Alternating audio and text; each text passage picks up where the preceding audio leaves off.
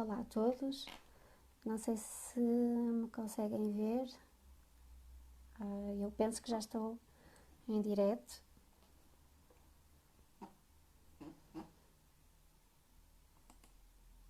Eu gostava de iniciar então a segunda parte do treino de educação para a dor. Antes de começar, eu queria pedir para vocês confirmarem se me conseguem ver e se me conseguem ouvir. É importante para garantir a qualidade do vídeo. Isto hoje teve alguns percalços, algumas dificuldades. No entanto, apesar de tudo, tentamos que desse certo. Uma chamada de atenção para o facto de nós termos as aulas previamente preparadas, ou este treino previamente estruturado. A Mayra tem a parte dela, eu a minha, o William e o Alan, que depois vamos juntar naturalmente e enviar a todos, para que todos possam ter acesso à informação, porque transmitir assim a informação é muita informação ao mesmo tempo, e o suporte de toda a informação vai ser importante para ver, rever e para nos colocarem as questões que quiserem. Então, consigo perceber que a Sandra já está online, Débora, Elisângela, Cícera, Débora. Oi a todos, obrigada pela vossa presença. Eu vou esperar um bocadinho mais para ver se entretanto entram mais pessoas online e vou fazer aqui um compasso de espera para que depois consiga fazer. Oi Cícera, tudo bem? Então, se calhar é melhor começarmos. Muito daquilo que a Mayra falou, eu também vou falar. Ou seja, vou explanar ou vou explorar um bocadinho mais. Um ponto a reter, e é fundamental, é, antes de começar, eu gostava de pedir, se alguém não perceber o que eu estou a dizer, alguma palavra, alguma expressão, ou se eu estiver a falar rápido demais, chamem a atenção. Eu sei que existe aqui um diferencial linguístico, pronto, temos expressões diferentes, temos palavras diferentes. Eu tenho aprendido muito com vocês, mas isto é uma aprendizagem contínua. Por isso, por favor, chamem a atenção, que é para eu me conseguir expressar e levar a vocês a informação da forma mais correta possível, que é isso que é importante, ou seja, não distorcer ou não alterar aqui nenhum conceito que seja importante. Então, voltando àquilo que eu ia dizer, é importante reter a informação de que a dor, por incrível que pareça, consegue ter um sentido, ou seja, um lado positivo e um lado negativo. O que é que isto significa? A dor, a Mayra já abordou e já mencionou que funciona como é um sistema de alerta, e se alerta para alguma coisa, se sinaliza para alguma coisa, é para defender. Por isso a dor é um sistema de alerta e defesa do nosso organismo, ou seja, quando ela sinaliza um desequilíbrio do organismo, significa que nós temos que entrar em equilíbrio. Isto é fundamental. Ou seja, tal como dizia Carlos Drummond de Andrade, a dor é inevitável, ou seja, nós não conseguimos controlar a dor. Existem coisas que nós conseguimos controlar, que estão dependentes de nós, e depois existem situações que não conseguimos controlar e que se devem a fatores intrínsecos que estão connosco, que nascem connosco, e extrínsecos, ou seja, que são externos a nós. A dor é uma coisa que nós não conseguimos controlar, ou seja, não conseguimos evitar. Controlar, nós aprendemos a fazê-lo. É um processo complicado, é um processo longo, mas o sofrimento é opcional. Isto dito assim, parece um desafio. Então, nós sofremos, quando nós sofremos, é a opção nossa sofrer, não é uma opção sofrer de forma continuada, mas nós somos autores da nossa vida, da nossa história. E a descoberta de um problema que tenha inerente ou que envolva dor crónica vou fazer aqui um apontamento. Este treino foi feito para a dor crónica. Oi, Ariane, tudo bem? Foi feito para a dor crónica, ou seja, envolve vários tipos de doença ou várias tipologias de doença. Ou seja, estamos a falar de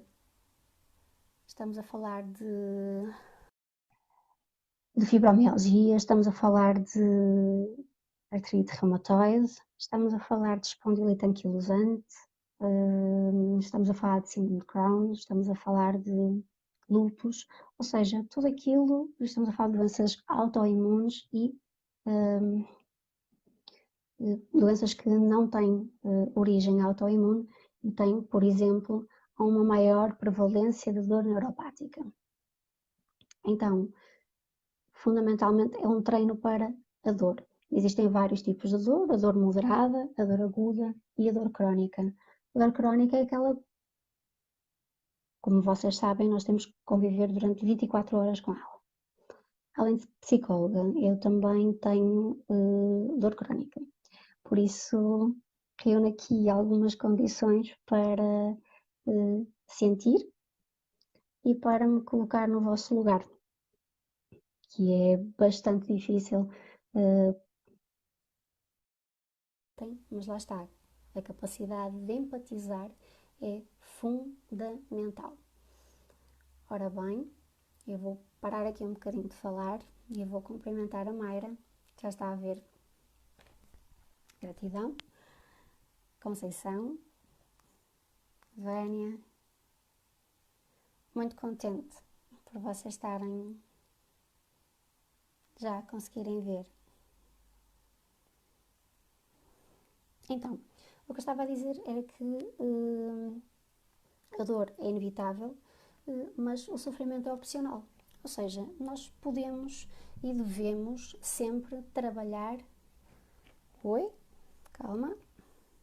O som.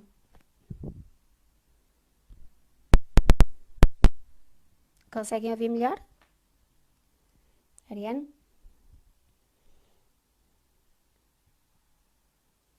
Está bom o som? Bem me tinha dito a Mayra que eu tinha que falar alto. Não consigo muito porque estou um bocadinho. A minha voz está um bocadinho rouca, mas. Ok, pronto. Então, voltando àquilo que eu estava a dizer, é fundamental nós procurarmos o equilíbrio. Quando falo de equilíbrio, é a conjugação de três coisas, três instâncias ou três dimensões que são fundamentais para o ser humano e precisam de estar em harmonia. E falo da mente, do corpo e da espiritualidade. Vou destacar a espiritualidade porque é uma dimensão que até há pouco tempo, até há relativamente pouco tempo, não lhe era dada a importância que tinha, mas existem já estudos que revelam que, por exemplo, a fé, a espiritualidade e o equilíbrio ajudavam em todo o processo de aceitação da dor e ajudavam no processo de resiliência dos doentes que vivenciavam dor crónica. Por isso, corpo, mente e espírito ou espiritualidade são 3 dimensões que têm que estar em equilíbrio, ou que temos que tentar que esteja em equilíbrio. E eu gostava que vocês interagissem e fizessem perguntas ou colocassem questões. Por exemplo, eu agora vou falar das emoções. A Mayra fez a ponte para aquilo que é fundamental ao lidar com a dor. Vamos falar da dimensão psicológica, ou seja, o fator emocional é fundamental para a dor crónica. Nós somos feitos de emoções positivas e emoções negativas. Alguém pode mencionar quais são as emoções positivas que nós podemos vivenciar? 1, 2 exemplos.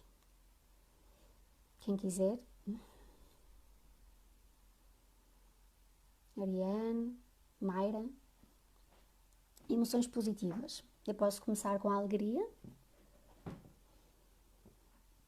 felicidade, que é o que eu sinto neste momento por estar aqui. E muito bem, Débora, felicidade. O prazer. O prazer é importante. O encontrar, e quando falamos do prazer, falamos numa dimensão de obtenção, de procura ou sensação de prazer, e falamos de coisas que nos fazem sentir prazer, e uma delas que eu também vou ter a oportunidade de vir a falar será também o prazer sexual, que é importante e continua a ser um tabu e tem que ser desconstruído. Prazer, então, alegria e amor. São alguns exemplos das emoções positivas que nós somos capazes de sentir e que devemos tentar manter e buscar e que são fundamentais para o nosso equilíbrio. Temos também as emoções, paz, Conceição. Temos também as emoções negativas. As emoções negativas são aquilo que vai gerar em nós um sentimento de frustração, de angústia. Por exemplo, ansiedade. Mais fatores negativos, ou emoções negativas, perdão. Fatores negativos ou emoções negativas que nós podemos sentir. Irritação ou irritabilidade, há um bocado falamos. A raiva, o medo, isso, o ódio, a tristeza, a mágoa. Continua baixinho. Então, conseguem ouvir melhor?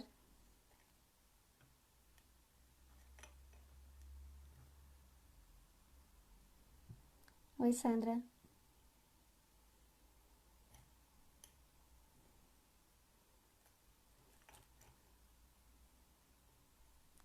Conseguem ouvir?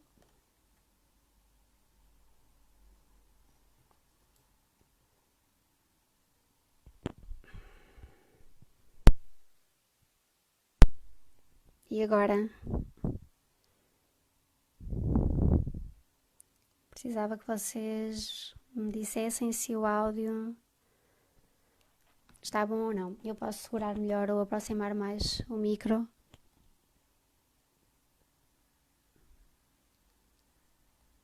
Ok? Então, eu vou tentar falar um bocadinho mais alto. Estava então a falar, ok? Estava então a falar das emoções negativas. As emoções negativas são, tal como eu tinha dito, ok. A ansiedade, a irritação, o medo, o ódio, Então, é tudo aquilo que gera em nós tudo aquilo que gera em nós sensações negativas e que vai desencadear uma experiência desconfortável, ok? Uma coisa importante, qual é a relação entre a emoção e a dor? Para vocês existe uma relação direta entre a emoção e a dor? Existe. A dor física ou a doença física é uma coisa que vai afetar e vai provocar sofrimento, e sofrimento emocional. Ou seja, tudo aquilo que nós sentimos fisicamente vai ter um reflexo na parte psicológica. E tudo aquilo que nós sentimos a nível psicológico também vai ter um reflexo a nível físico. Por isso, o sofrimento emocional é uma forma também de expressão da dor.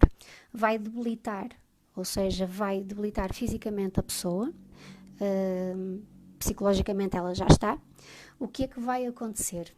No sofrimento emocional, vai haver o afastamento da pessoa das suas atividades normais. Nós começamos ou descobrimos que temos um problema crónico com dor e vamos, ao longo do tempo, ver afetadas que áreas? Será que o nosso problema crónico ou o nosso problema de dor crónica vai ter influência na nossa família? Na relação com os nossos amigos? No trabalho? Claro que sim.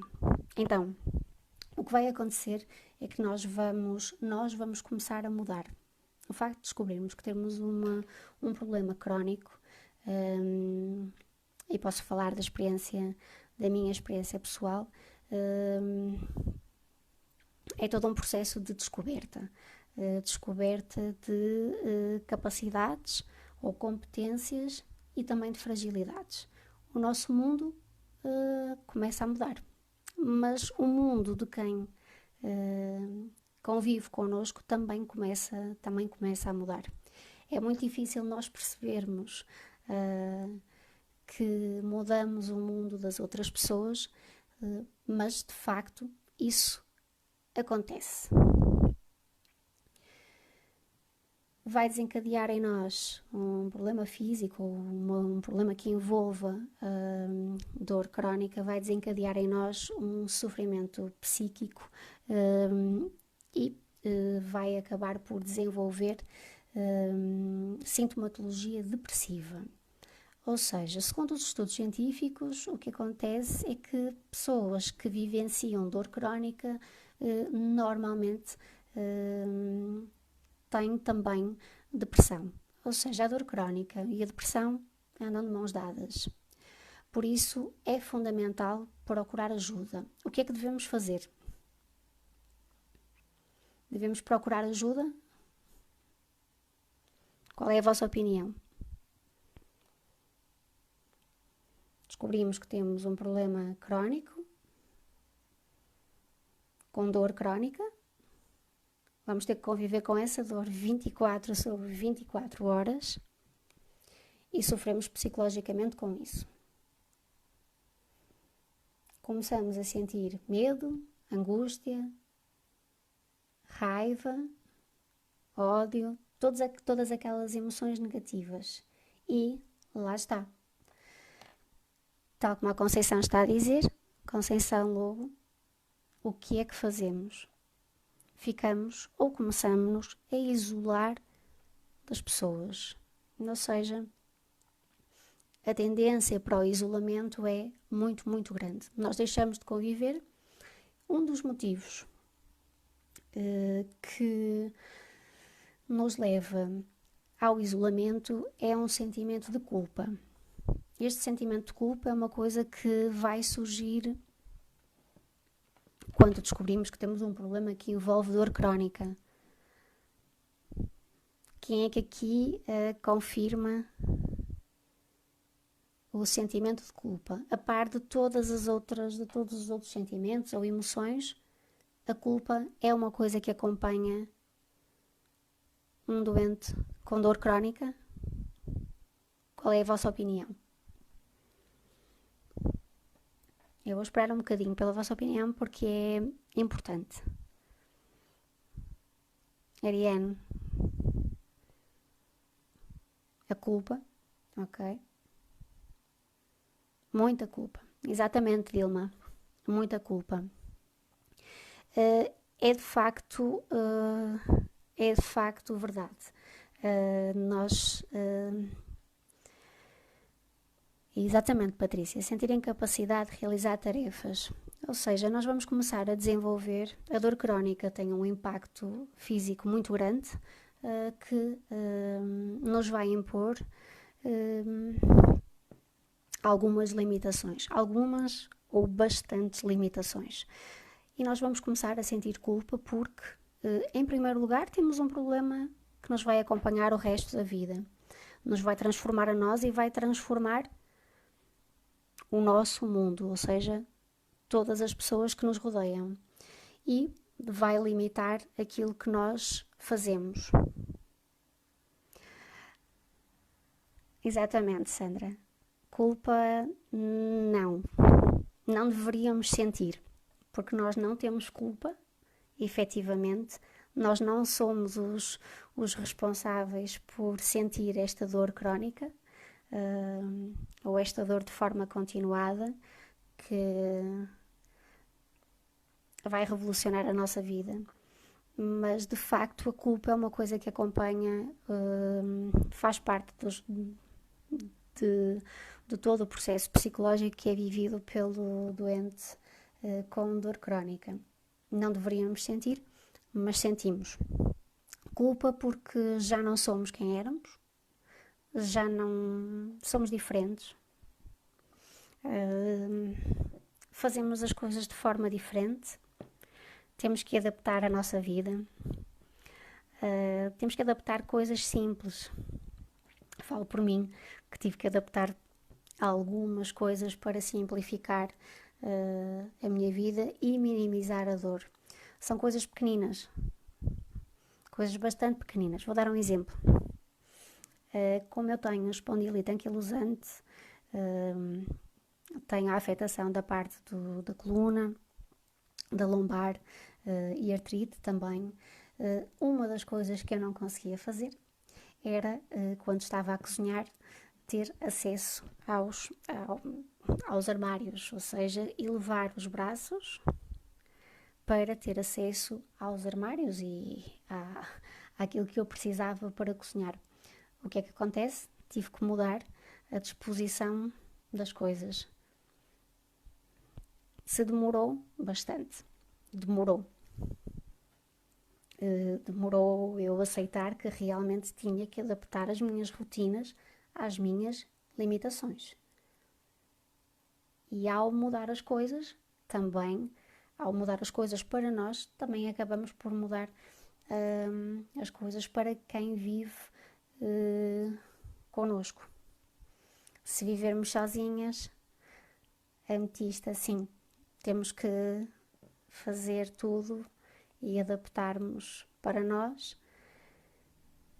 Se tivermos a nossa família, é uma adaptação conjunta. Temos que pensar sempre do individual para o coletivo. Eu sinto dor, eu tenho limitações e isso vai ter impacto na minha família e em tudo o resto. Então, uma coisa que também é importante: o sofrimento psicológico nem sempre tem o valor que deveria. Há um bocado, eu já não sei quem é que comentou, eu acho que foi a ametista, peço desculpa se não foi, mas que dizia que os médicos não estavam preparados. E de facto não estão. Ou seja, nós vamos a um médico, a um reumatologista, a um ortopedista. Aqui em Portugal são designados ou chamados médicos de medicina interna, de doenças autoimunes, quando se trata de uma doença autoimune, como é o meu caso, e nós estamos à frente deles e eles centram-se fundamentalmente na doença, ou seja, naquilo que é visível na doença e depois também naquilo que naturalmente os exames dizem. Os médicos não olham para nós. Então temos mais ou menos este cenário. Temos o médico atrás de um computador, sem manter contacto ocular, sem olhar para o doente, e um doente à frente, cheio de medo, cheio de angústias, sem perceber o que se passa e com uma sentença, vamos lhe chamar sentença, com uma carga, uma informação difícil de processar. Então, o médico vai perguntar: dói? Não dói? Sente? Não sente? Consegue dobrar? Consegue refletir? Consegue? E o que é que sente? O que é que pensa sobre? Falta esta abordagem do que nós sentimos ou daquilo que o sofrimento físico nos faz sentir é muito importante. E concordo com quem disse que os profissionais não estão preparados. Há um bocado a Mayra falou na importância das equipas multidisciplinares. Eu acredito que, apesar de algumas dificuldades, o vosso sistema funciona melhor do que em Portugal. Aqui é muito, pode ser mais lento porque a densidade populacional também é maior, mas aqui em Portugal ainda existe uma grande dificuldade em intervenção com doentes por equipas multidisciplinares. O que é que isto significa? Significa que não temos um acompanhamento de um doente por um reumatologista, por um fisioterapeuta, por um psicólogo, por um psiquiatra e por todas as especialidades que são necessárias para apoiar o doente. E isso não é feito. Não é feito com doente nenhum. Demora bastante tempo. Entretanto, o doente já provavelmente já desenvolveu. Esqueci-me de um elemento fundamental na equipa multidisciplinar, que são os preparadores físicos. Aqui em Portugal, vocês têm mais essa cultura do exercício físico, a importância do exercício físico na vida da pessoa, o impacto que o exercício físico tem. Cá ele não é visto, nós não temos tanto essa cultura do exercício físico. Agora, mais, mas associado à beleza em si, não ao favorecimento do exercício na vida de todas as pessoas em geral, em específico em pessoas com dor crónica. Uma coisa importante, um bocado a Mayra falou que nós passamos por fases, diferentes fases, quando descobrimos que temos um problema crónico que envolve dor crónica. Alguém aqui concorda ou discorda comigo que quando o descobrimos passamos ou não por um processo similar ao processo de luto? Nós temos que fazer um luto da nossa dor? O que é que vocês acham?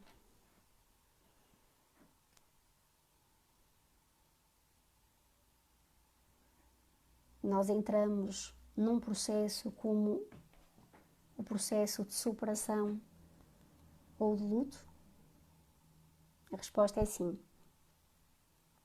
Isso acontece. Ou seja, nós vamos entrar numa fase inicial, que é a fase de negação. Ou seja, nós vamos dizer que isso não pode estar a acontecer comigo. Não é justo, não acontece, não pode estar a acontecer comigo, é mentira, é impossível. Depois vamos entrar numa fase que é a fase da raiva. Há um bocado a Sandra falou na raiva, que é um sentimento, é uma emoção negativa forte, que é porque eu? É aquela pergunta que eu acho que acompanha mais o doente com dor crónica, que é porque eu? Não é justo. Tantas pessoas e fui eu. Por isso, é difícil descobrir ou responder a esta pergunta. Depois entramos naturalmente na dificuldade de responder esta pergunta do porquê eu e entramos numa fase mais depressiva. Esta fase depressiva é variável, ou seja, é diferente em cada um de nós, porque nós somos todos diferentes. Sandra, o som penso que já está melhorzinho. Ok? Então, estava a falar da parte depressiva. Está outra vez baixo? Ai, céus. Então, consegue estar mais altinho?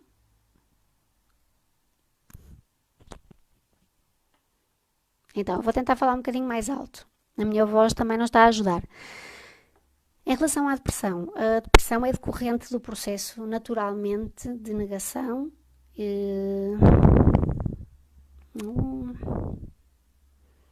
do processo de negação e de raiva.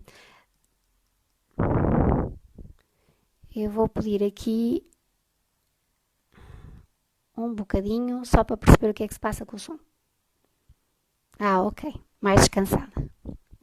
Então, centrada na depressão, que é fundamental e que anda a par de mãos dadas, é a melhor amiga, como eu costumo dizer, que é irónico, da dor crónica. A depressão é traiçoeira. Ela chega de mansinho, com uma tristeza. É uma tristeza que é normal. É normal, descobrimos que temos uma dor. Essa dor vai nos acompanhar ao longo da vida. Vai ser mais forte se entrarmos em crise. Vai amenizar, vai melhorar à partida com os tratamentos, vai piorar em algumas situações. A Ariana acabou de dizer que quando se irrita, por exemplo, a dor piora. Claro que o estado emocional, o stress e a ansiedade pioram as dores bastante. O que vai acontecer é que nós começamos a entrar num ciclo de vivência de emoções negativas, que inicialmente vão parecer normais, até que chegam a um ponto em que, como não tem uma abordagem correta, ou seja, como nos centramos só na parte física, na dor física, estas emoções negativas vão avançando de mansinho e vão tomando conta ou tomam conta de nós, até que aquele sentimento de tristeza vai começar a ficar mais intenso e vira angústia. Tristeza sem razão aparente. Até nos momentos em que temos menos dor, essa tristeza está lá. Por isso, atenção, esta fase é muito importante. Todas as fases são importantes, todas as fases de luto ou de superação da dor são importantes, a fase da depressão é fulcral, ou seja, é muito importante. A quinta fase e última, peço desculpa, esqueci-me aqui de uma fase, saltei uma fase. Negação, não pode acontecer comigo. A raiva, porque eu, porquê? Ninguém consegue responder a esta pergunta. É uma pergunta que nós vamos trabalhando e vamos descobrindo ao longo do tempo. A fase da negociação, foi esta fase que eu me esqueci de mencionar. A fase da negociação fica entre a raiva e a depressão. Então, a fase da negociação, como o próprio nome indica, exatamente, envolve uma negociação, ou seja, nós tentamos negociar ou tentamos, negociar a nossa própria dor connosco próprios, ou seja, por exemplo, vou dar um exemplo. Eu sei que tenho um problema grave, crónico, e temos expressões como deixe-me viver até criar os meus filhos, até os meus filhos crescerem. Isto é uma expressão que é utilizada por muitas mães ou por muitas mulheres, mas não pode não ser naturalmente associada a filhos, mas é uma fase em que nós tentamos negociar a nossa dor, a nossa condição de sofrimento. Depois vem a depressão, que já mencionei, e por fim vem a aceitação. A tal aceitação que há um bocado, a Mayra falou, a aceitação não é resignação. Não é resignação. A aceitação é o encarar, é uma forma de ver ou de encarar a dor crónica, ou seja, é uma postura perante a dor crónica. O aceitar é encarar que a nossa vida mudou e nós temos que nos adaptar às mudanças que foram impostas. Então é a própria adaptação, a forma como nós olhamos para a dor crónica, que nos vai fazendo com que nós aceitemos aquilo que ela nos impõe. Falamos há um bocado de limitações. O que é uma limitação para mim pode não ser uma limitação para vocês. Ou seja, isto é variável e é diferente de doente para doente. Para mim, se calhar, não existe qualquer tipo de problema se eu não conseguir, por exemplo, escovar ou pentear o meu cabelo, que às vezes acontece, porque tenho dor. Pode não ser um problema, para algumas de vocês pode ser um drama. Okay? Por isso, nós vamos arranjando estratégias para encarar ou para superar estas limitações. Isto é o aceitar, é o adaptar, é o relativizar, é o desfocar da dor. É, por exemplo, utilizar o humor para lidar com a dor. Essa foi uma característica que eu fui desenvolvendo, por exemplo. É uma característica que ajuda a brincar com as nossas próprias limitações. Quem é que aqui que esteja a assistir usa o humor para a piada e se ri das próprias limitações? Parece ridículo, mas é um processo psicológico que ajuda bastante. Vocês utilizam muito aí a risoterapia, agora aqui em Portugal também. Consideram que o riso, a forma de encarar as limitações de uma forma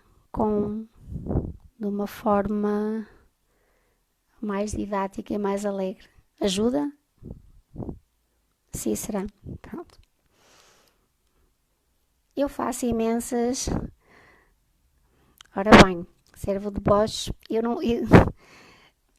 lá está, o deboche é um termo que eu não sei se é similar a fazer piada. As palavras são um bocadinho diferentes. Eu, quando digo humor, é brincar. Por exemplo, eu digo aqui na cidade do Porto, onde eu vivo, tem muita neblina, muito nevoeiro, tem muita umidade. Então, em dias de muita umidade, eu costumo brincar e dizer que não aguento do meu reumático, por exemplo. É só um exemplo, mas tem imensas piadas. Uh, quando consigo, quando consigo rir de mim própria, uh, é muito melhor. Funciona muito melhor. Pode parecer um bocadinho loucura perante os outros, mas funciona. Então, Ariane, deboche é a mesma coisa que sarcasmo. Sarcasmo é aqui ironia. Sim, podemos ser irónicos também. Se bem que o sarcasmo ou a ironia tem um toquezinho um bocadinho mais negativo. Eu, quando falo em piada, é piada para rir mesmo. Eu faço e digo muitas vezes, e utilizo cá em casa com o meu marido imensas piadas e eu ri. Tem que ser. Eu costumo rir para não chorar. Eu acho que ajuda bastante. Fui desenvolvendo ao longo do tempo e já consegui usar em situações extraordinárias, por isso acreditem que funciona mesmo. Então, quem é que concorda com a expressão nós somos aquilo que sentimos? Nós somos realmente aquilo que sentimos? Concordam? Discordam?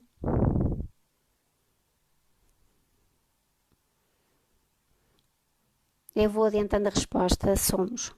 Nós, a partir do momento em que temos realmente consciência das nossas emoções e do impacto das nossas emoções na nossa vida, nós conseguimos, através desta consciencialização, conseguimos corrigir a maneira como encaramos determinadas situações. Ou seja, conseguimos alterar a forma como nos relacionamos com o mundo, connosco próprios, com o nosso próprio mundo e com o mundo que nos rodeia.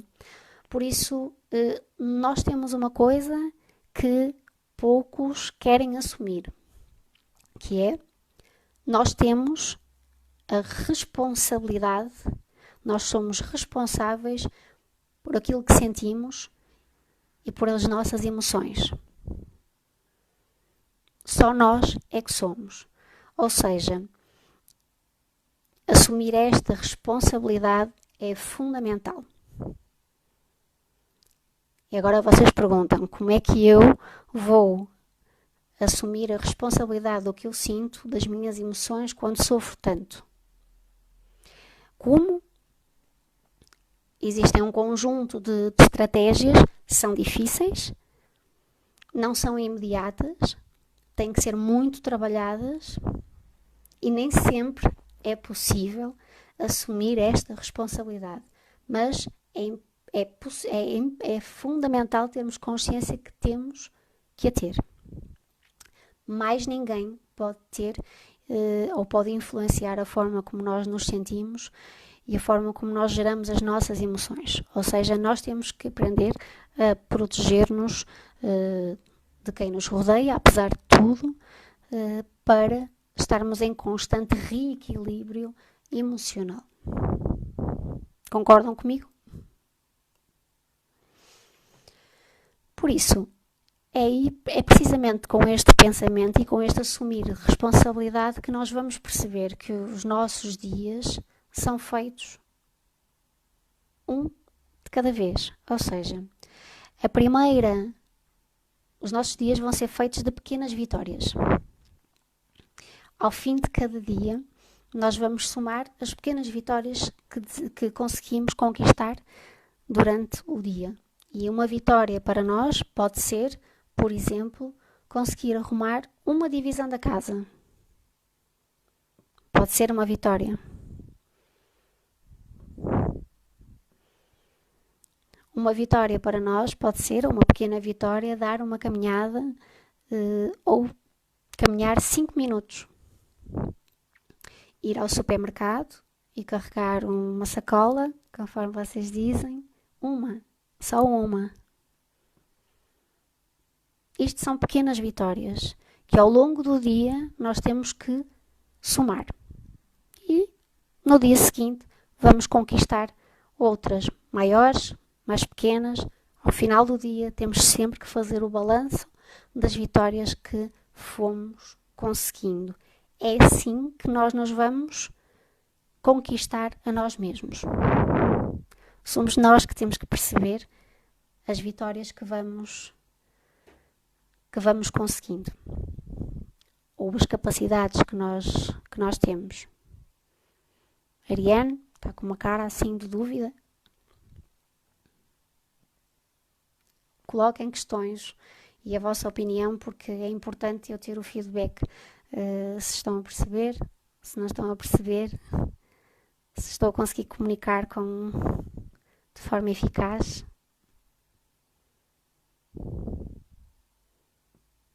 Ok, tá.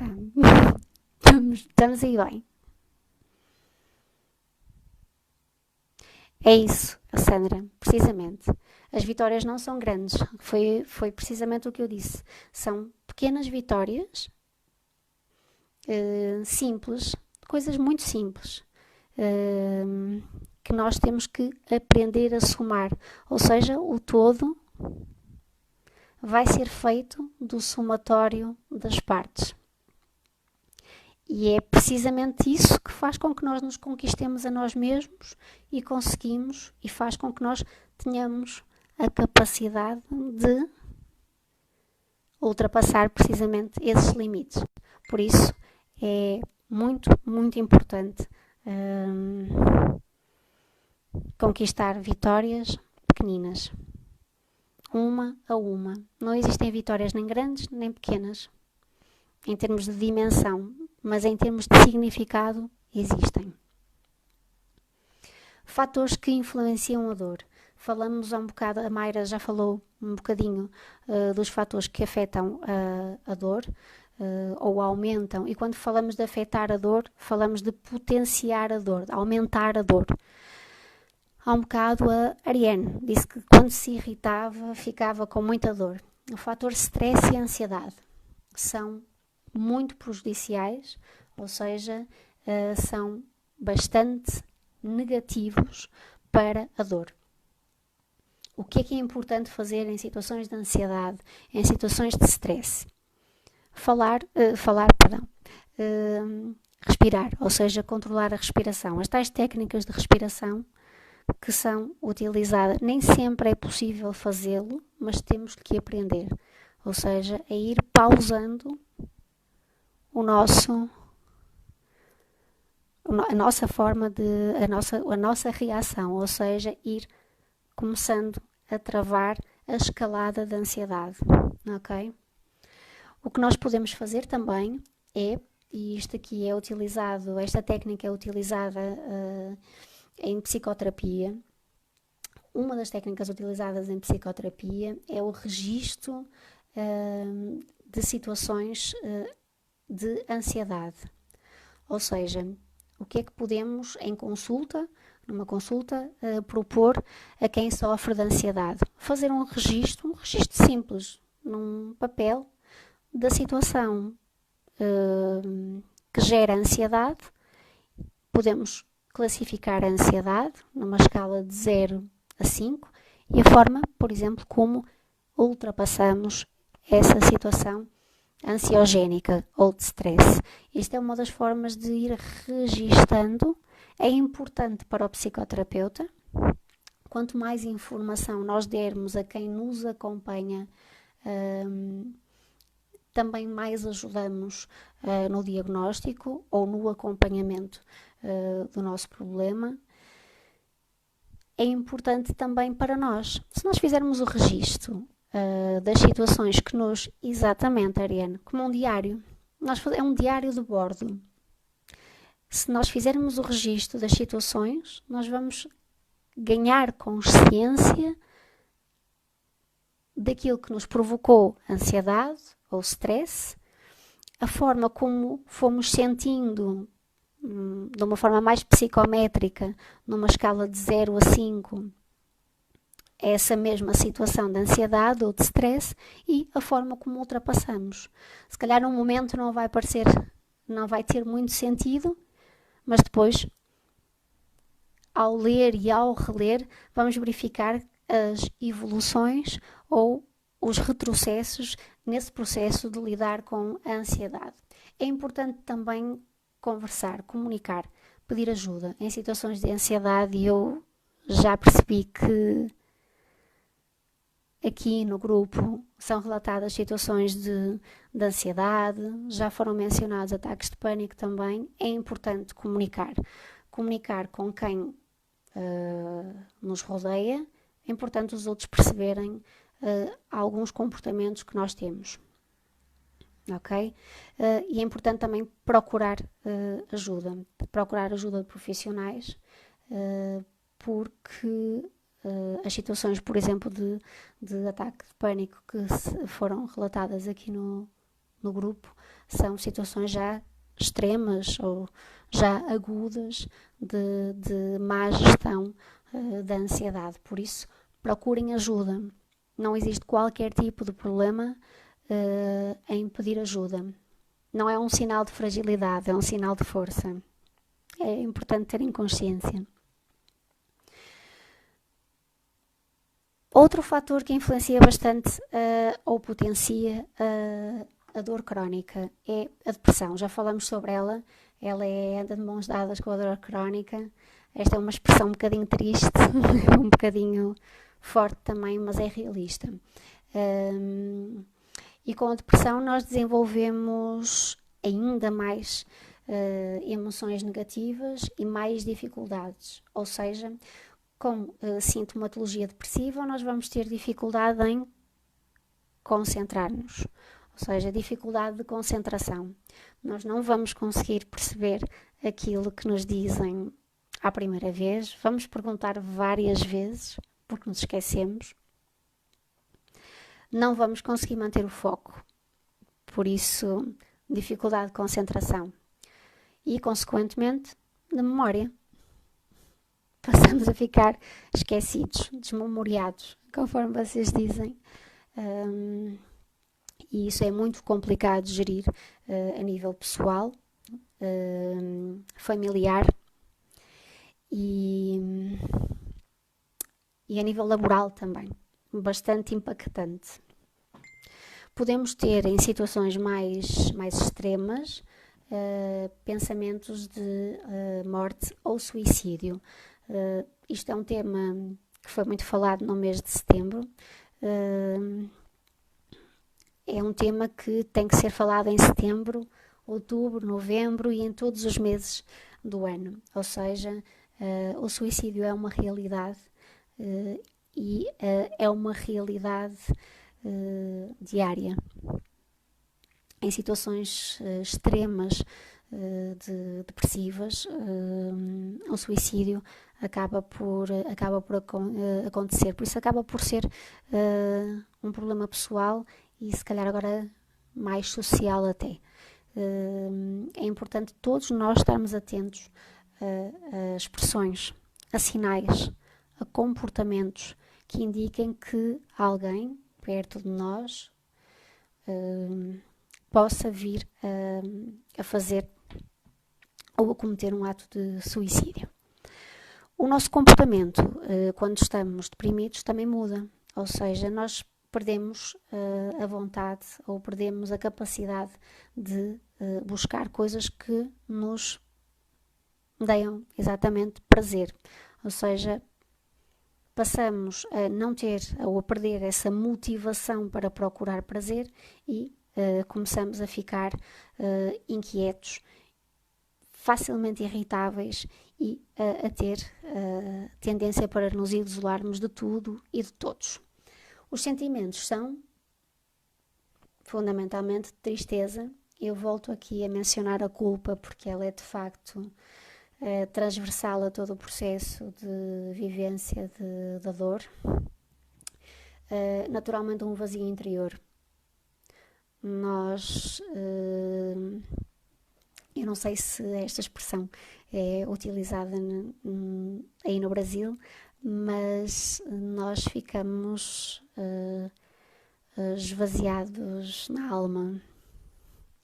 Então fica muito complicado manter o otimismo. O pessimismo começa a ganhar volume, a ansiedade e depois a desesperança ou a falta de esperança, que é a mesma coisa. O nosso corpo também começa a dar sinais, ou seja, começamos a sofrer de insónia ou, em casos mais extremos, excesso de sono, dependendo do tipo de problemática de dor crónica. A fadiga e a falta de energia são também sinais depressivos e as alterações de apetite e perdas de peso. Então, eu estou a ver que a Alessia, a Sandra, ok. Vocês estão a falar lá está, da importância das equipas multidisciplinares. É complicado procurar, nós tentamos procurar, mas é difícil reunir os profissionais de saúde necessários para intervir na dor crónica. Por isso, eu acho que devemos valorizar sempre e cada vez mais este tipo de associações como a Abrafibra, porque reúnem profissionais especializados que dedicam o seu tempo precisamente a tentar psicoeducar ou treinar alguns conceitos sobre a dor crónica. É importante, se tivermos acesso à informação e aos profissionais, procurar por eles e valorizar, por exemplo, associações ou associações como a Abrafibra. Voltando aos fatores que influenciam grandemente a nossa dor, baixa autoestima. Eu não sei o que é que vocês consideram, o que é que vocês acham. Vocês acham que uma baixa autoestima influencia ou não? Com uma baixa autoestima nós temos falta de confiança em nós mesmos, medo de rejeição, consequentemente tendência para o isolamento, mais dificuldade em reconhecer as nossas emoções e as nossas conquistas.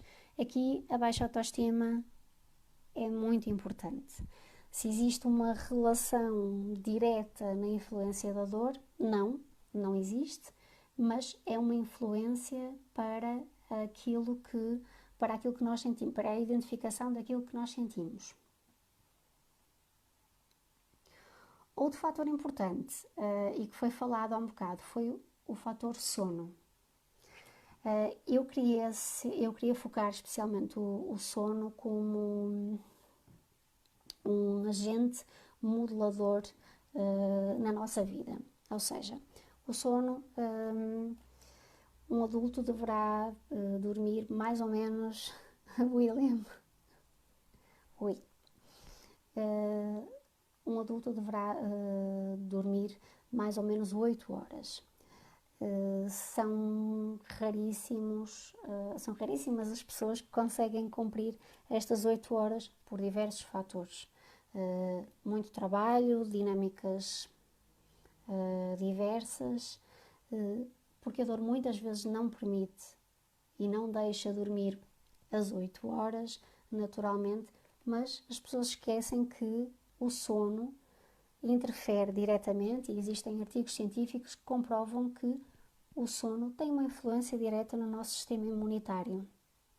Ou seja, a ausência de sono vai fazer com que o nosso organismo perca a capacidade de se proteger de forma tão eficaz e vai alterar a nossa capacidade cognitiva, vai alterar as nossas emoções, vai alterar o nosso comportamento. A nível comportamental existe uma alteração significativa, ou seja, vai alterar todas as nossas dimensões. Dimensão psicológica, emocional, dimensão social, ou seja, todas as dimensões vão ser influenciadas pelo sono. Ok? Por isso, dormir é uma coisa fundamental. Quais são os benefícios do sono? Quem é que me quer referir ou mencionar benefícios do sono?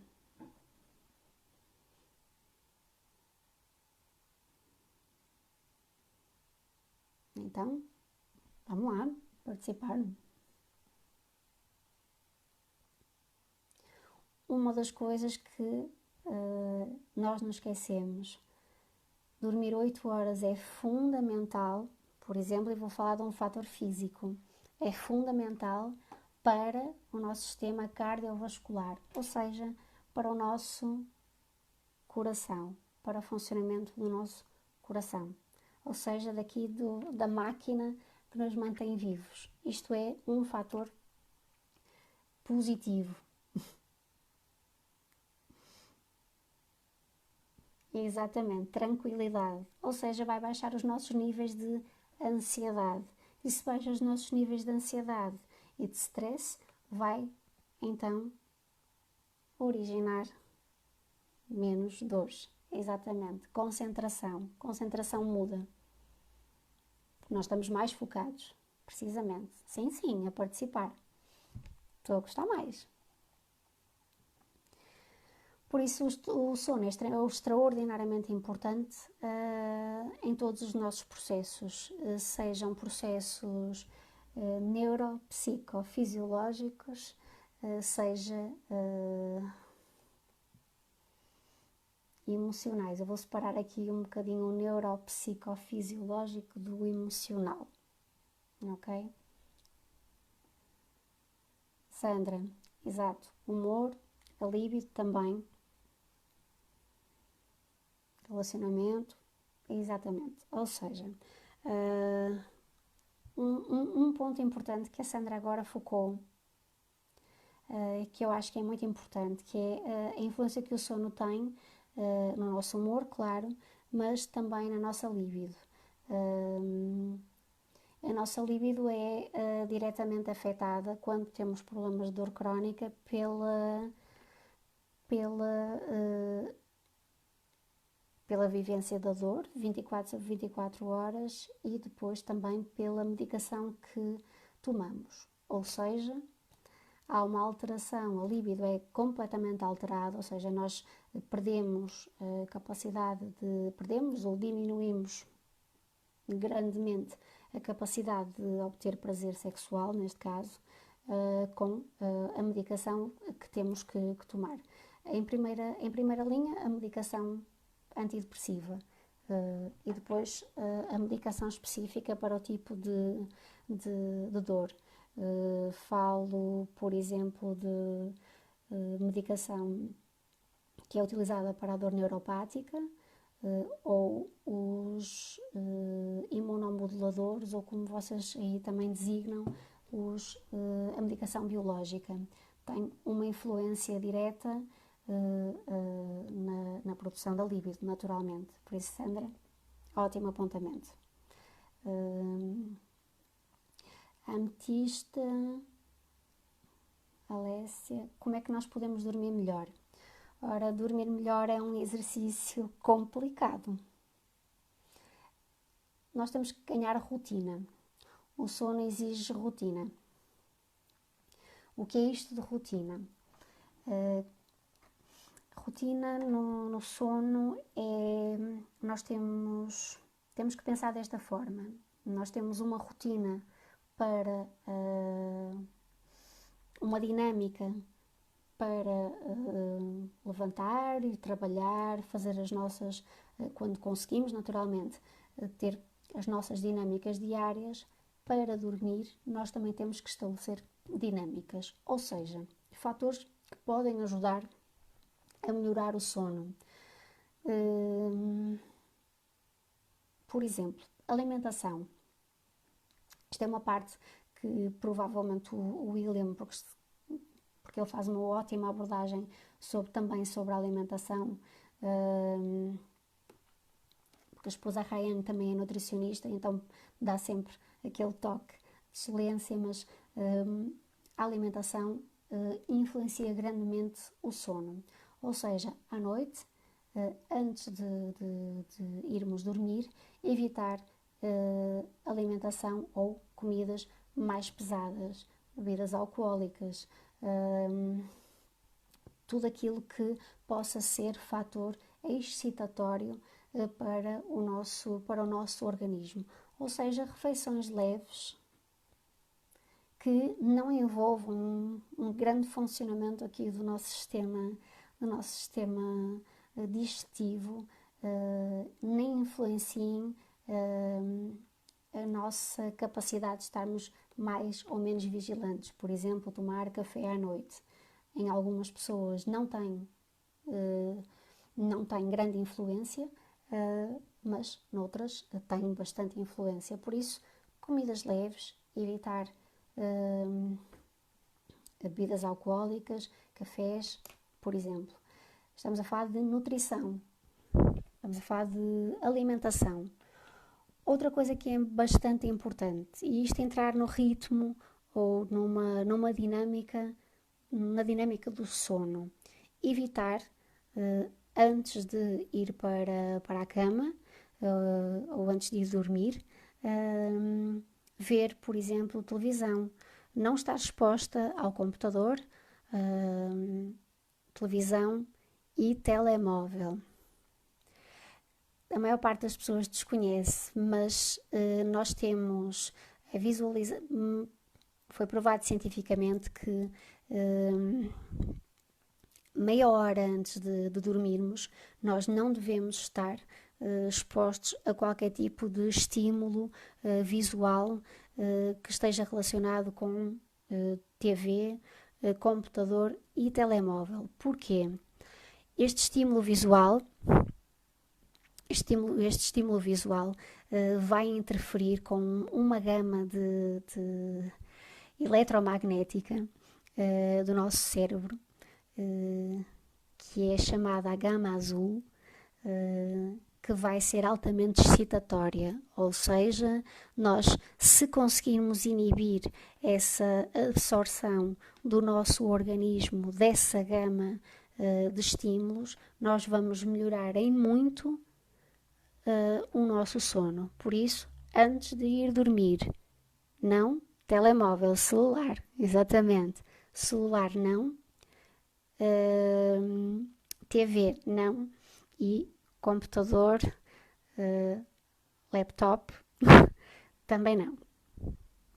Isto são coisas simples, pequeninas. Outra coisa que nós podemos fazer, então, refeições leves, a ausência de estímulos visuais, técnicas respiratórias, deitados de uma forma serena, de uma forma calma, respirar profundamente, de forma compassada, para diminuir o nosso ritmo e os nossos níveis de ansiedade. E depois existem outras técnicas que funcionam para algumas pessoas, posso falar por mim, que são, por exemplo, a audição de alguns sons ligados à natureza, por exemplo,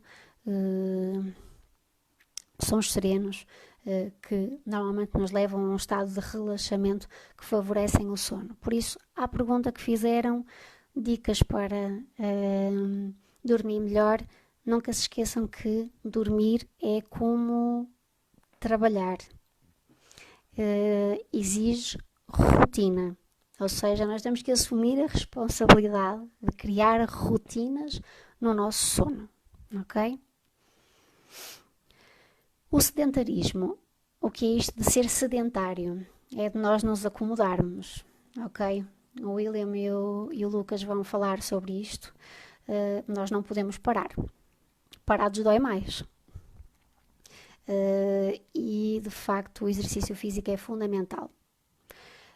Aqui em Portugal há uma crescente, por exemplo, de crianças com obesidade, ou seja, há cada vez mais crianças a sofrer de obesidade.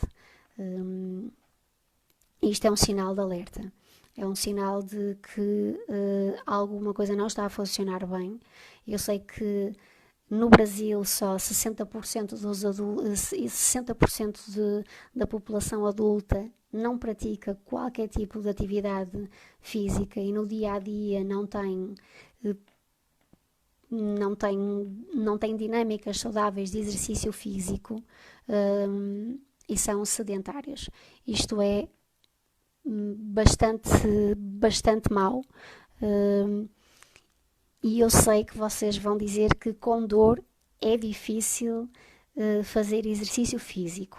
O William e o Lucas vão abordar isto de uma forma fantástica. Quando falamos de exercício físico, falamos de exercício físico adequado a cada situação. Nós somos todos diferentes. Ou seja, falamos de uma simples caminhada ou de um exercício que envolva respiração e mobilidade, falamos de relaxamento muscular também, falamos de extensões, ou seja, de alongamentos, coisas simples que depois podem, à medida que vamos controlando a dor, podemos ir aumentando. Tudo que for movimento vai favorecer vai ter um efeito positivo na dor. Muito embora seja difícil compreender, acreditem que é pior quando estamos parados, ok? Por isso, sedentarismo, não. Nada de ser sedentário, tudo a mexer de uma forma adaptada, ok? O William e o Lucas amanhã também domingo também vão abordar como é que nós podemos combater o sedentarismo com atividade física. Eu vou mencionar que a atividade física tem uma forte influência a nível psicológico, cognitivo, biológico e social. Psicológico favorece positivamente a nossa capacidade motiva-nos para sensações positivas, ou seja, nós vamos estar naturalmente mais suscetíveis a procurar situações prazerosas que nos deem prazer. A nível cognitivo, vai melhorar a nossa capacidade de concentração, manter o foco, memória, ou seja, vai favorecer o nosso funcionamento cognitivo. Biológico, ajuda naturalmente e estimula o nosso sistema imunitário e, como é óbvio, cria toda uma dinâmica de reequilíbrio interno, social, porque nos tira do isolamento. Então, existe um sem número de benefícios para praticar exercício físico. Exatamente, domingo, Sandra, às 4 horas, às 16 horas aí do Brasil, aqui são mais 3 horas, com o William e o Lucas. Exatamente. Então, porque é que é fundamental a psicoeducação na dor? Ou o treino na dor crónica? porque é fundamental nós conseguirmos compreender ou aprender a lidar com a dor e tentar perceber e ganhar consciência sobre as nossas ideias, as nossas memórias. Isso, Ariane. Imunitário e imunológico. Ok, obrigado. Isto é uma aprendizagem conjunta. Obrigado. O que eu estava a dizer, a psicoeducação é muito importante. É importante que nós consigamos compreender tudo aquilo que influencia a nossa forma de estar e a nossa forma de pensar e de sentir. Ou seja, as nossas ideias, as nossas memórias, os nossos pensamentos e os nossos comportamentos. Tudo isto vai influenciar o nosso sofrimento emocional. Por isso, da nossa parte, da parte dos profissionais de saúde, há uma responsabilidade acrescida para psicoeducar, para treinar doentes com dor crónica para o que é a dor crónica. Em que é que isso consiste? Okay? Como é que nós podemos desconstruir conceitos ou ideias pré-concebidas sobre dor crónica? Por exemplo, um dos grandes desafios dos doentes com dor crónica é, por exemplo, as ideias pré-concebidas que as pessoas que o rodeiam têm. Comentários como, por exemplo, ai, tão bonita, tão nova, coitada, e já com problemas assim, problemas de velhinhos, não é? Isto é uma expressão que é muito utilizada, ou já com uma doença de velho. Isto é uma expressão aqui muito utilizada em Portugal. Ou, está com ótima cara, com ótimo aspecto, nem parece que é doente, por exemplo. Ou, já no âmbito laboral, comentários como é muito nova para deixar de trabalhar. Isto são comentários que são altamente ofensivos, que são complicados de gerir.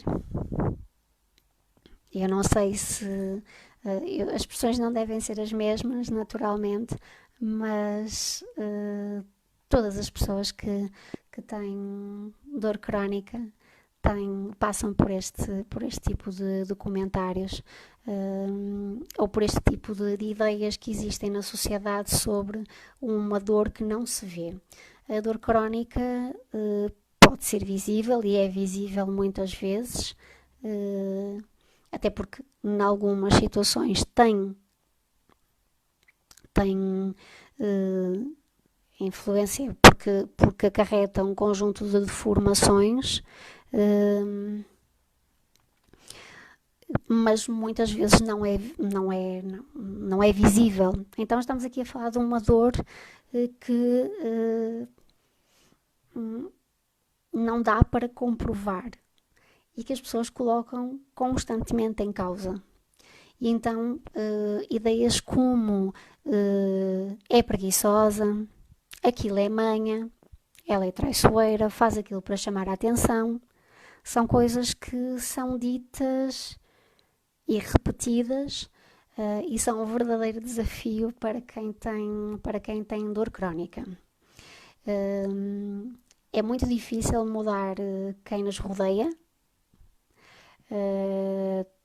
Teremos que começar pelo possível, que é temos que nos mudar a nós próprios.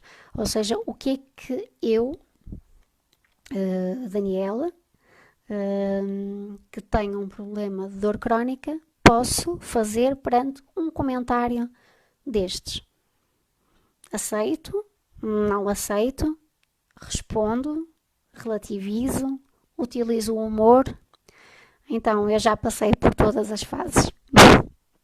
Já baixei os olhos com vergonha e culpa, já confrontei, já utilizei o humor, a ironia, o sarcasmo, conforme a Ariana há um bocado falou,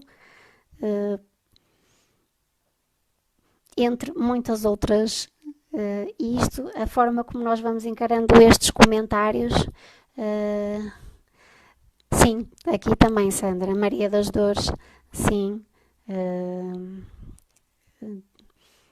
algumas vezes, mas lá está, eu sou um bocadinho aguerrida, eu não gosto mesmo desse tipo de comentários, e então a minha atitude perante esses comentários vai variando entre a confrontação, que é não, eu não vou permitir que, lá está, aquilo que nós falamos há um bocado, das nossas emoções. Eu sou responsável por aquilo que eu sinto.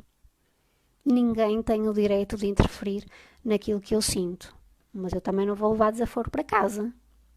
Então, eu prefiro confrontar ou utilizar o humor, que normalmente funciona porque a pessoa perde completamente as defesas e fica sem perceber. Sem perceber a atitude. Por isso, são comentários que são ferozes e são agressivos e com os quais nós temos que lidar diariamente. Por isso é importante a nível psicoterapêutico trabalhar com o doente que tem dor crónica esta percepção daquilo que ele sente, daquilo que o fazem sentir também, e desconstruir estas crenças que, se não forem desconstruídas, vão ganhar uma dimensão dentro de nós uma dimensão complicada depois de gerir. Ariane, sim, não sei, aqui em Portugal há muita, olha, vou utilizar o termo da ametista, há muita ignorância em relação a bastantes temáticas. A dor crónica é um bebê, é um neném, comparado com a abordagem que vocês fazem há mais anos, há mais tempo. Cá ainda é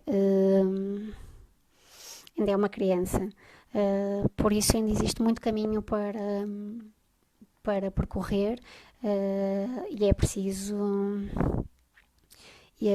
uma atitude mais confrontativa, é preciso psicoeducar, é preciso treinar, mas também é preciso confrontar. Nós temos uma mentalidade um bocadinho pequenina em relação a alguns assuntos. A dor crónica, entre outros, é uma delas. Então, eu gostava também de mencionar novamente e reforçar a ideia de que é fundamental nós monitorizarmos a nossa dor, a forma como nós lidamos com a dor e quais são os fatores que influenciam a nossa dor. Na apresentação que eu preparei e que depois vai ser disponibilizada no link, eu tenho um esquema que pode ser utilizado e já falaram aqui em diário, já falaram aqui em precisar de saber como fazer esses registros.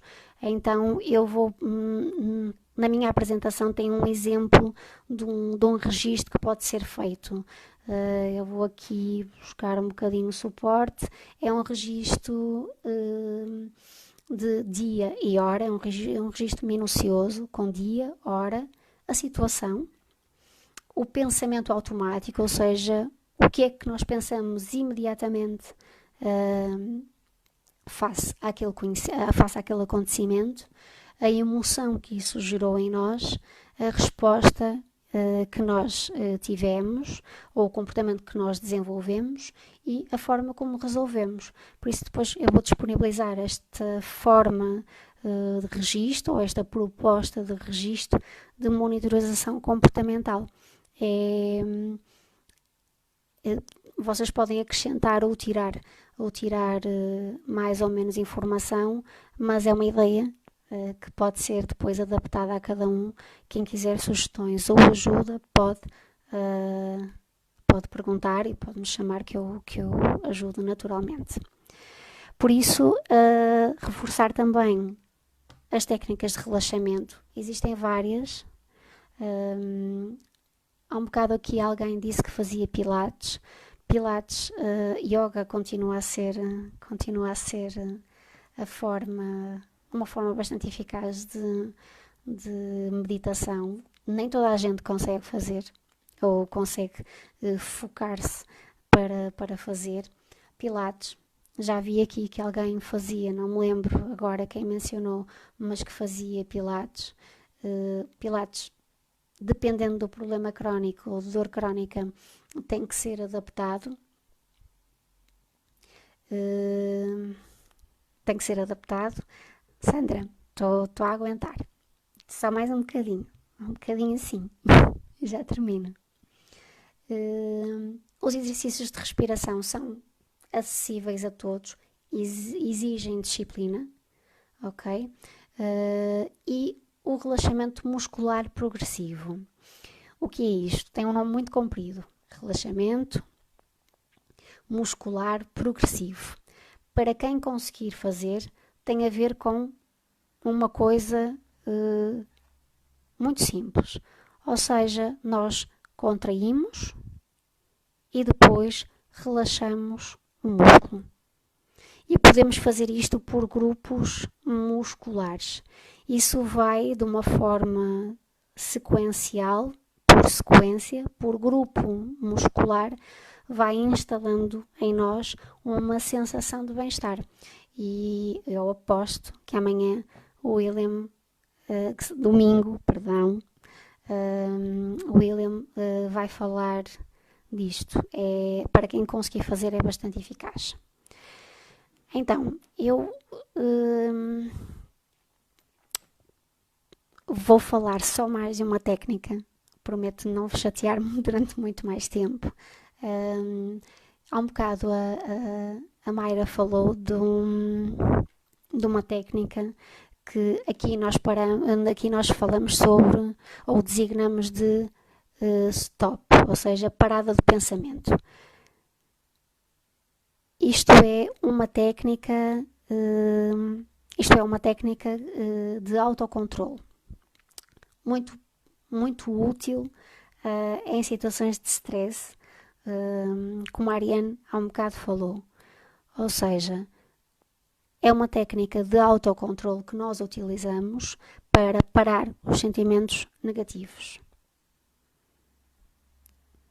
Ou seja, nós podemos dizê-lo em voz alta, mas também podemos dizê-lo mentalmente. É uma técnica que depois eu posso, a quem quiser, posso explicar, mas é bastante útil. Tem que ser naturalmente trabalhada, mas é muito útil em pensamentos incómodos, recorrentes, ou seja, pensamentos que acontecem de forma recorrente e insistente, quando, por exemplo, estamos mais deprimidos. E vou falar só de mais uma coisinha que é fundamental. Nós precisamos de ter um sistema imunitário forte, precisamos de ter um psicológico forte, um emocional forte e precisamos de ter também uma capacidade de nos protegermos de quem interfere nas nossas emoções. Ou seja, de uma forma muito simples, de uma forma muito senso comum, não dar ouvidos às fofocas, como vocês dizem aí, nem a quem fala mal de nós. Ou seja, naturalmente que cada um sente a dor à sua maneira. A dor não é quantificável, nem é qualificável, ok? Cada pessoa sente a dor de uma forma diferente. E isso tem que ser respeitado. Nós podemos empatizar com a dor do outro, mas temos que nos defender quando isso não acontece. Ou seja, não dar ouvidos a quem nos critica ou a quem julga e faz julgamentos sem saber o que nós sentimos ou aquilo pelo qual estamos a passar. Okay? Devemos proteger-nos também e evitar discussões, confrontos. Pensem sempre no equilíbrio. Equilíbrio e reequilíbrio. Isto é, um ciclo. Equilibramos, desequilibramos, voltamos a equilibrar. Ok? Pronto. Rir. Rir de nós mesmos. Não se esqueçam que é fundamental. Eu sei que é difícil, mas acreditem que piadinha a piadinha nós vamos conseguindo criar uma capa protetora em relação a muitos ataques que nos podem fazer e vamos desenvolver em nós uma capacidade extraordinária de resiliência. Devemos expor sempre a nossa opinião e os nossos sentimentos. Eu acho que a capacidade ou a nossa capacidade de comunicação deve ser melhorada porque vai ter uma forte influência na nossa condição e na condição de quem nos rodeia. Comunicação é a base de todas as relações, todas. E não se esqueçam que nós comunicamos verbalmente e de forma não verbal, ou seja, a forma como nós nos colocamos fisicamente, a forma como nós falamos, a forma como nós olhamos, as expressões que nós utilizamos, são tudo formas de comunicação. Vamos desenvolver isto, vamos potenciar melhor a nossa forma de comunicação para o outro que está connosco nos consiga ver da forma mais fiel possível, ok? E vamos pedir sempre ajuda, sempre que necessário. E eu queria de facto terminar a minha apresentação, porque aqui em Portugal já são 2:15 da manhã, ou seja, aqui já tudo dorme, e queria terminar esta apresentação a agradecer a participação de todos, a dizer que tenho muito orgulho em pertencer a esta equipa de profissionais voluntários da Abrafibra. O meu não verbal acho que consegue mostrar isso. Existe muito trabalho para fazer e eu peço sinceramente que a quem quiser para pedir ajuda, lembrem-se, não é um sinal de fraqueza, ok? Reconhecer que a pessoa precisa de ajuda é a primeira forma de começar a ultrapassar e a superar a dor, porque a mudança não está em mais ninguém, está em nós próprios. Por isso eu deixava-vos com esta mensagem, espero que tenham gostado. Depois vou deixar tal como a Mayra, o link com acesso aos slides, com proposta de exercícios, técnicas diversas. Quem tiver dúvidas pode me chamar em mensagem, sem problema. Deixem depois a vossa opinião, porque é sempre importante para melhorar situações futuras. E hoje foi um dia de percalços, foi difícil, mas aconteceu. Eu utilizo aqui uma expressão que é o fazer acontecer. Apesar de todas as adversidades e contratempos, nós temos que fazer acontecer, seja de que maneira for, ok? Por isso, no dia da manhã, se falhar, naturalmente temos que melhorar, mas nós fazemos acontecer de uma maneira ou de outra. Obrigado a todos. Dúvidas que tenham, coloquem. Obrigado pela participação. E não se esqueçam, domingo, às 16, o William e o Lucas. Beijinhos a todos de Portugal. Muito obrigado mesmo. Beijinhos.